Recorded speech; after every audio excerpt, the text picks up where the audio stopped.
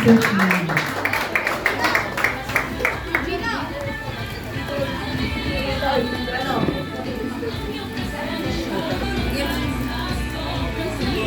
So, praise God. Good afternoon, everyone. I'm Shane from Sumbangay, Sumagay. So, may short na mga testimony kung paano ko nakilala si Jesus. So, nakilala ko pala si Jesus at a very young age, I think when I was 5 years old.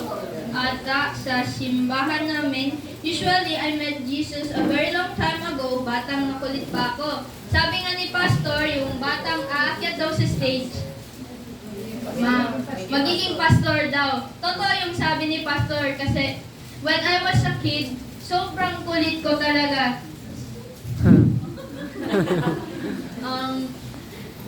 Nagsisirap ako ng mga instruments. Nung una pa nga, malapit ko na nasira yung TV namin. Sa sobrang kulit ko po. Pero, praise God, paglaki ko when I was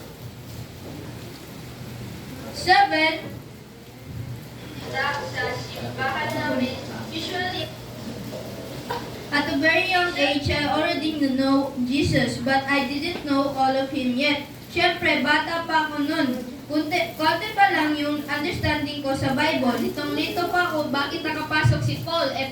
Prosecutor siya ni Jesus Christ. Oh, tapos nakapasok siya doon, siguro gulat-gulat yung mga disciples, bakit andito siya? Tapos kung totoo ba si Jesus Christ or gawa-gawa lang ng mga tao, and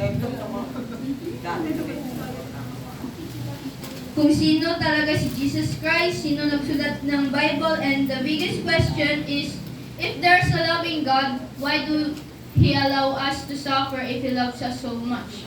Bakit may suffering? Bakit may pagdudurusa kung ang Diyos natin ay napakabuti? Pero mamaya, sasabihin ko sa inyo kung bakit. Amen.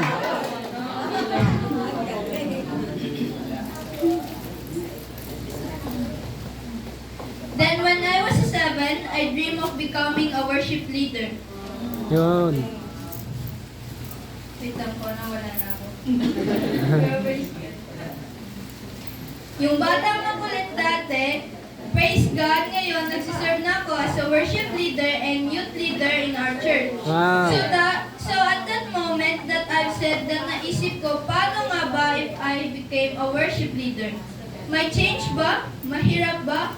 I tell myself that kahit anong maging ang pagiging worship leader, kahit anong hirap ang pagiging worship leader, tutuloy ko yun kasi gusto kong makilala si Jesus. I want to know the person who saves, the person who died on my cross for my sins. So, when I was 7, sinabi ko to sa loob ng simbahan namin. Bata pa ako, mahilig na ako magkanta para kay Jesus sa pulpit. So talagang... Ay, sample. Anong kanta po? Ikaw, kung ano yung alam mong kanta? Sige, proceed ka. Gusto na yun? Later na lang. So napapos ako bigla. I was 7 years old, tapos ano yung lumalabas sa bibig ko, like, is this normal for a 7-year-old to question this?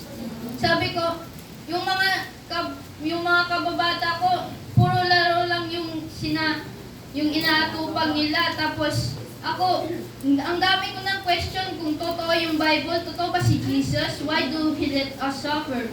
Totoo ba na may Diyos? Then, bago ako mag-13th birthday ko, I have decided that this time is matutupad na yung matagal ko nang inaasam na maging worship leader. The first time that I stepped into the pulpit for how many years, I felt so alive. I felt something in my chest that in how many years of my life I never felt before. So nagtaka ako, ano yun? Like God. When bago pa mag-worship, tears are pouring in my face. Sabi nila, ano to God? Parang ba't ang gaan? I felt so alive. And pagkatapos ng worship namin, I realized that it was the fire of God. It was the Holy Spirit that was moving in me. Wow. That's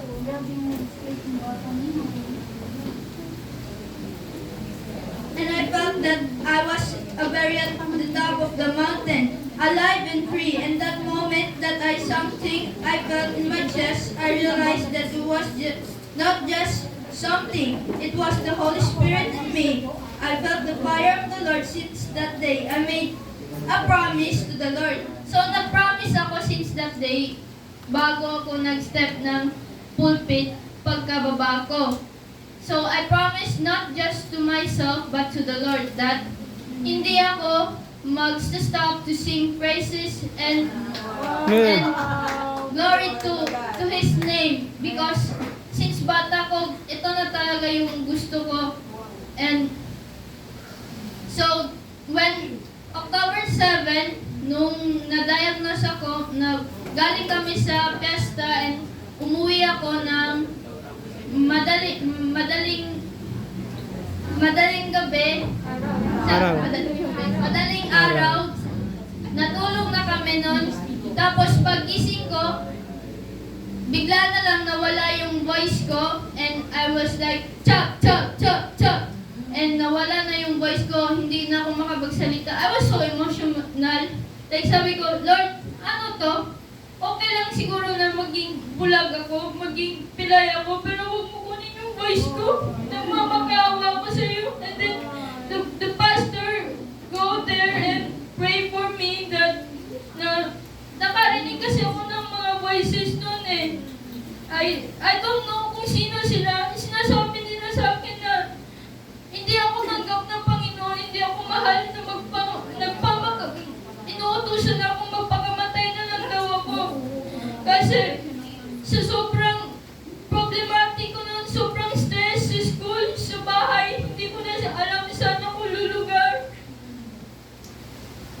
I was just so emotional, and yun yung pagpunta namin dito, may mga doctors na nag-help sa akin, and praise God na nakokontrol ko rin siya, pero minsan inaatake pa rin ako. So why do God let us suffer? Because He has a purpose. Amen. Sabi kanina ni Kuya dito that every pain has a purpose. So, Amen. nalaman ko yung pain na pinagdaraanan ko right now, it has a purpose. Kasi nakapunta ako sa biggest Christian church sa CCF. That was one of my biggest dream na makapasok doon. And like I was, wow, God, kailangan ko bang pagdaanan muna yun bago muna ako pinapunta dito? But it was worth it.